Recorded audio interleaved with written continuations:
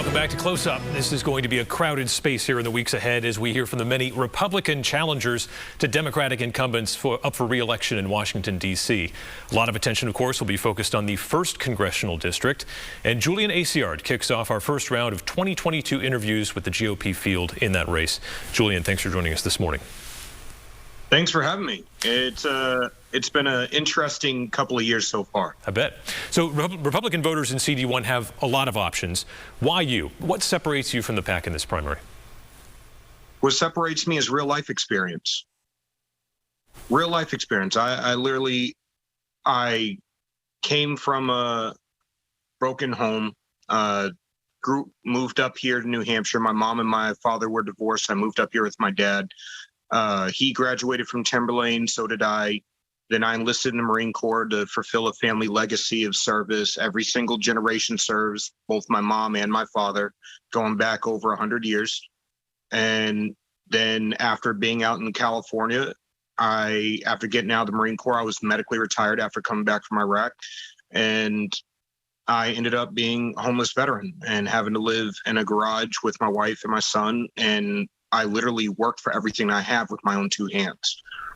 Then I come back here. Now I run the Seacoast region of my family company. I do political analysis and messaging for other candidates. I'm working with a few candidates right now. And then now I'm running for office because I'm sick of being lied to. Like everybody else, I'm sick of solutions not being the name of the game. We focus more on rhetoric to either fundraise and make people happy, or we're out just trying to own the libs. And I don't view that as a viable strategy, nor is it what voters are asking for. Voters want solutions to their problems, not people who are going to stand up and talk all day but deliver absolutely nothing. And we got that in 2010 after the Tea Party movement.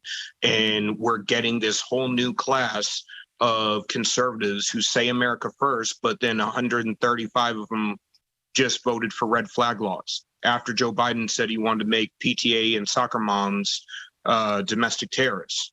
So I have real solutions based on what happens when policy hits my kitchen table, based on being a small business owner, based on understanding what it means to have opportunity to rise. And opportunity means free market solutions. We offer the same thing that we always offer. The issue is you have to explain what that looks like, because talking points are insufficient for the average voter today. And frankly, the rhetoric where we run to our base during the primary and then have to backtrack during the general election, I view that as wholly counterproductive.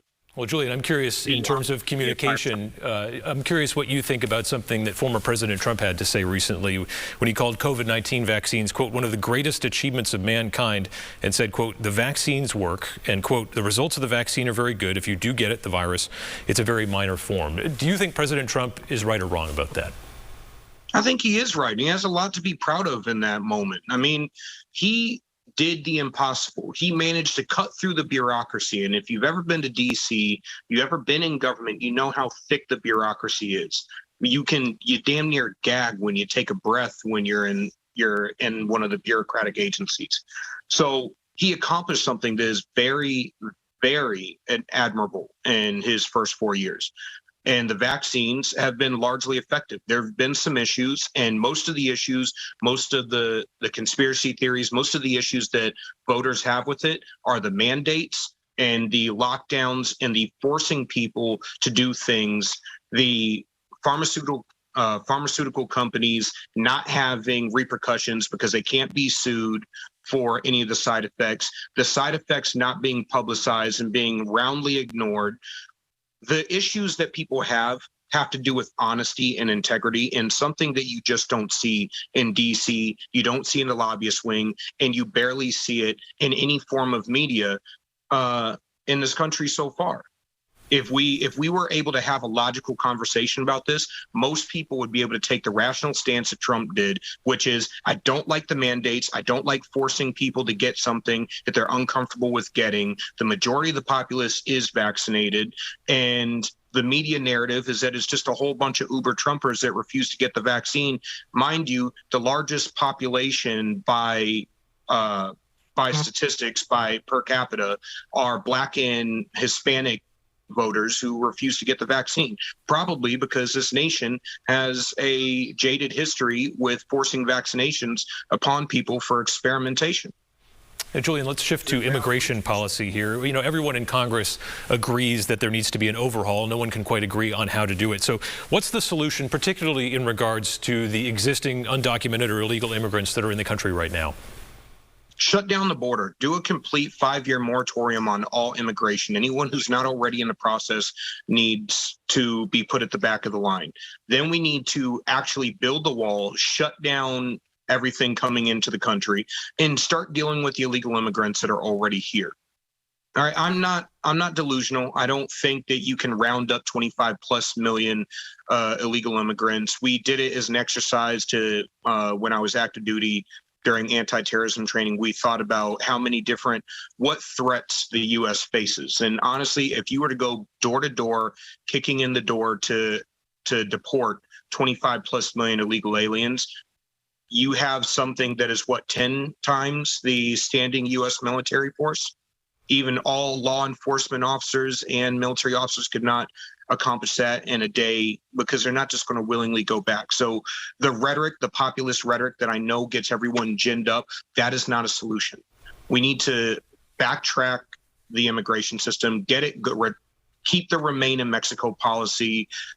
We need to change how we do visas. We need to change how we look at immigration entirely. We should not be importing people tech savvy from India any more than we should be importing low wage workers from South America and Pakistan. And we have well over 70 countries that have come in. I believe it's up over 100 now that have come through the southern border. It is not just a brown people thing. It is not a minority thing. It is do these people have America's interest at heart, or are they just looking for a better situation than what they're coming from? And while I sympathize with that, that's not my job. My job is to represent American citizens first. So we need to actually start putting Americans first. Julian, you're a pro-gun, pro-Second Amendment candidate. You open carry while you campaign. So I'm curious if you think that there is any kind of congressional solution to the nation's gun violence problem.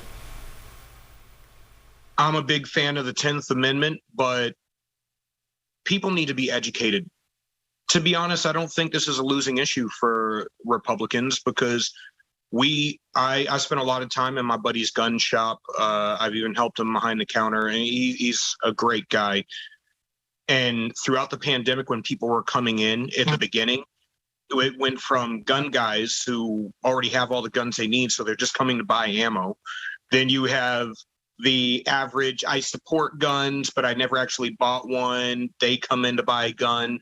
Then by the end of it, you have blue-haired, crazy feminists and leftists coming to buy a gun because they feel the need to protect themselves. So the gun issue only really exists in media and academic circles at this point, because Americans have pretty much decided everyone needs to have a gun, needs to have the ability to protect themselves. And when it comes to when resources start to go short and we start to have an issue being able to feed our families, you got about a 40-day window before people are willing to get violent, before they're willing to take things from other people.